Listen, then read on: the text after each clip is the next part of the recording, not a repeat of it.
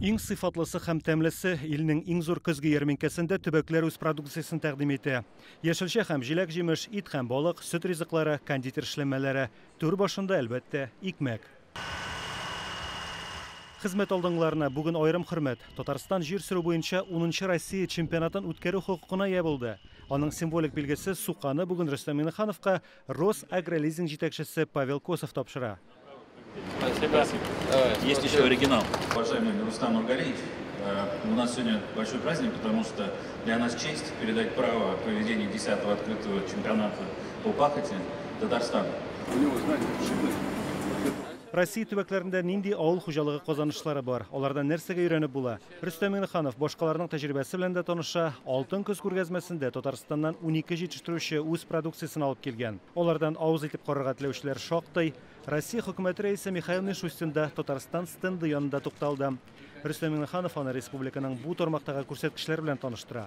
Быел Татарстанда 5 миллион тонна ашлык, 800 мең тонна бәрәңге, 260 мең тонна яшелчә җыеп алынган. Все логистические сейчас пути дают совершенно уникальные возможности. Хорошо, что мы стали на них смотреть, не пользуясь традиционными логистическими связями, и будем дальше работать. Ташламалы кредит бирүне арттыргач, урып җыюны һәм чәчү эшләрен тиз арада башкара алдык, ди президент.